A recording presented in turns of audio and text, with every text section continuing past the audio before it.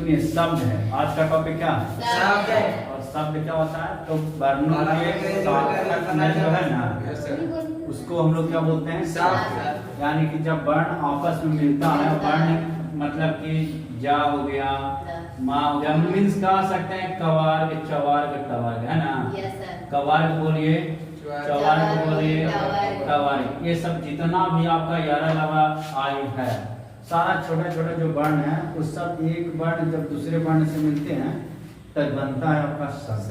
क्या बनता है? शब्द। यानी कि वर्ण कोई पूछ लेगा क्या है, तो वर्ण सबसे छोटा यानी कि अक्षर का एक इकाई है। अक्षरों का क्या है? इकाई। हम लोग वर्ण कहते हैं।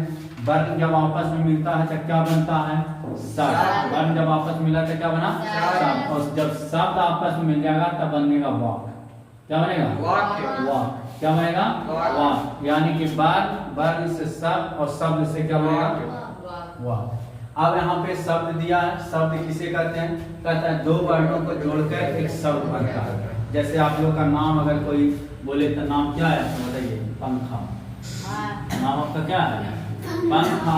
अब यहाँ पे पंखा बना है तो पा प्लस ना का मात्रा आया है ना, और प्लस खा प्लस एक पाई आया है ना जी, उसको बोल सकते हैं आ, तब क्या बन गया? पंखा।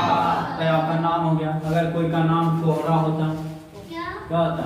कोहड़ा नाम नहीं है रे, कोहड़ा तक कोहड़ा भी बना है, वो 3 अक्षर से मिलकर 3 अक्षर से मिलकर बना है। पहला को प्लस हा और तीसरा बना है अड़ा, तब जा करके कोहड़ा बना है। तब कोहड़ा बनाने में, कोई नाम बनाने में सबसे ज्यादा अगर भूमिका को निभाया है तो बेचारा कवार। ये कखा का है, अच्छा कखा यानी अक्षर।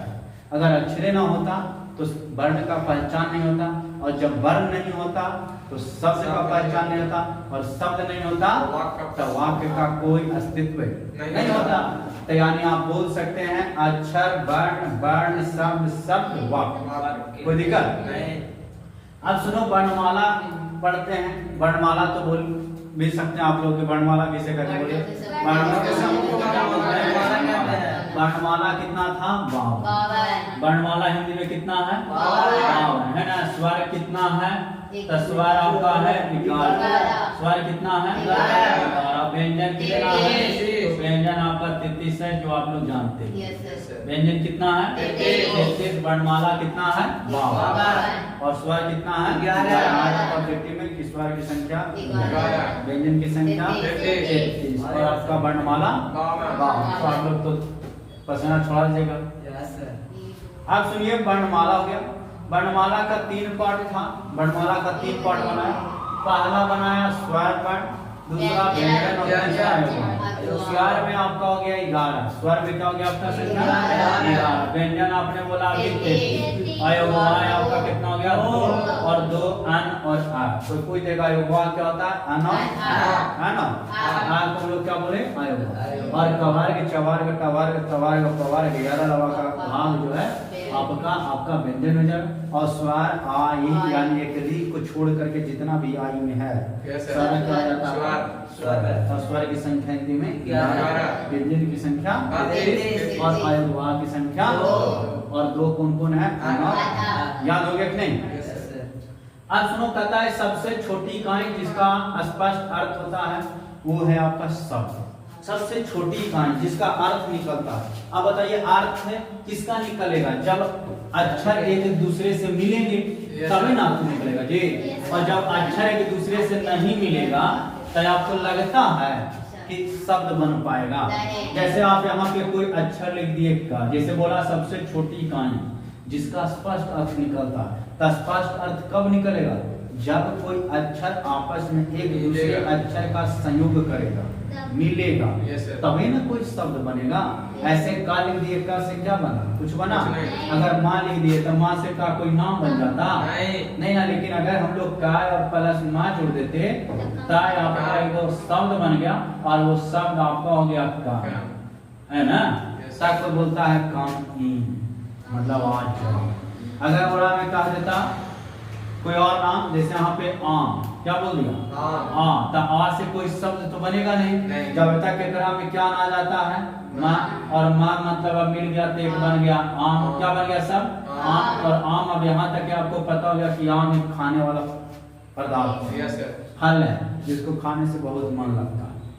मन लगता है, अच्छा भी लगता है, मन खुश भी होता है। आम दूसरा नहीं आता है, खाया जाता है।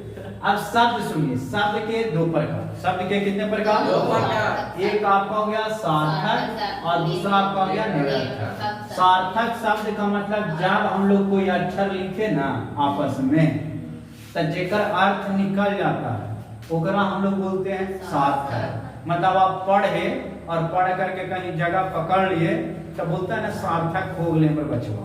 और जब आप पढ़े और बैल बन गए, पढ़े और क्या बन गए? बैल। तो आपको कोई कहेगा कि मेरा बेटवा सार्थक बना? आपको बोलेगा कि दाम निकम्मा हो गया, निरर्थक हो गया, कुछ समझे में नहीं आया। तो सार्थक का मतलब जो शब्द का अर्थ का पता चल जाए उसको बोलेंगे सार्थक। और जैसे कोई अर्थवे न पता चले उसको बोलेंगे निरर्थक। जैसे गूंगा आदमी करेगा तो बताइए क्या अर्थ निकलेगा? निकल पाएगा? हम लोग के सामने तो अगर कोई अर्थ नहीं निकलेगा। अगर वो प्यासा रहेगा तो हम लोग बार बार पानी देंगे, अगर वो भूखा रहेगा तो हम लोग बार बार पानी देंगे, तो उसका अर्थ भी नहीं पता चलता। जैसे मक्खी आता हन हन हन हन करके चला जाता है, क्या कुछ मांगता है? देख पाते हम लोग नहीं। अगर मच्छर रात में देखते हैं इंजेक्शन दे आता है, भन भन करके कहता है जाके इंजेक्शन नहीं देंगे बीमार हो जाएगा, लेकिन हम लोग उसकी बातों को नहीं पढ़ पाते और नहीं पढ़ पाते तो सूंघा घुसा देता है और 22 दांत से छेदा कर देता है शरीर में, और जिसका खामियां बुखार लग जाता है, मलेरिया धर लेता है ना? मच्छर के कितना दांत है? 22 दांत होते हैं ना। और कतनी में 32 दांत रखे हैं। तो शब्द के कितने प्रकार हैं जी? दो। एक सार्थक और दूसरा निरर्थक। सार्थक किसको बोलेंगे? अरे हाँ, याद रखो, होता है सर। सार्थक और निरर्थक। सार्थक शब्द किसको बोलेंगे? जिसका अर्थ निकलता है उसे